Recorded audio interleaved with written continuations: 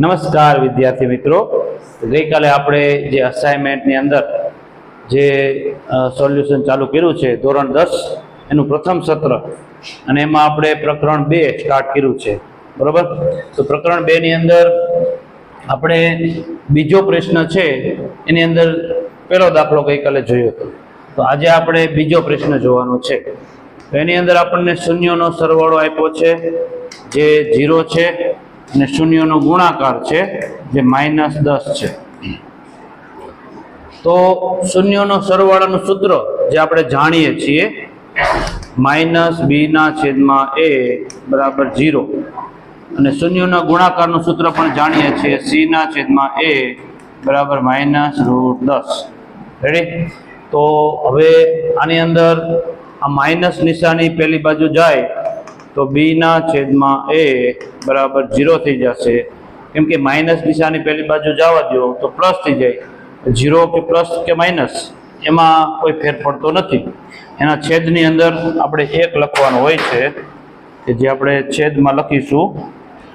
અહીંયા 0 છે એના છેદમાં 1 લખીશું, અને અહીંયા c/a -√10 છે જેની છેદમાં પણ 1 આવશે। જેના છેદમાં કાંઈ ન હોય એના છેદમાં આપણે 1 લખીએ છીએ। તો a બરાબર 1, અહીંયા પણ a બરાબર 1 છે, તો બેનો છેદ સમાન છે, તો a બરાબર 1 કે લેશું આપણે, પછી b બરાબર 0 કે, અને c બરાબર -√10 કે લેશું, બરાબર? પહેલું, બીજું, ત્રીજું ત્રણે ત્રણ સહગુણકની કિંમત મળી ગઈ છે। હવે આપણે px ની સૂત્ર મૂકીશું, ax² + bx + c। a બરાબર આપણી પાસે 1 કે x² છે, b બરાબર 0 કે, અને x, અને c બરાબર -√10 અને k છે આપણી પાસે। હવે k કોમન કાઢી લઈએ તો x² આવશે, 0 વાળું પદ લખવાની જરૂર નથી, અને -√10 છે।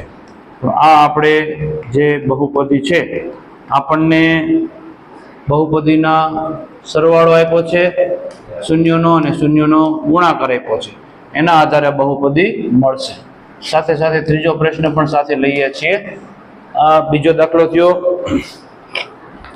ત્રીજા દાખલાની અંદર આપણને આપ્યું છે α + β બરાબર 1/2 α × β બરાબર -5/2।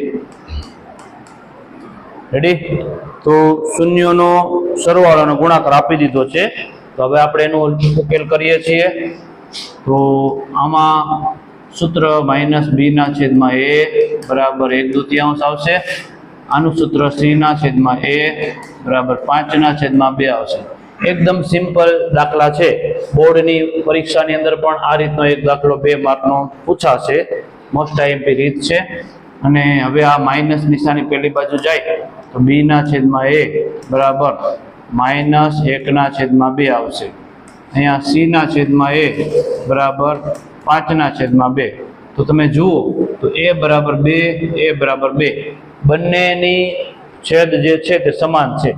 હવે આપણે બીજો કોઈ ગુણાકાર કરવાની જરૂર રહેતી નથી, અહીંયા ડાયરેક્ટ આપણે a નો સહગુણક છે 2k, પછી b બરાબર -1k, અને c બરાબર 5k લખીશું।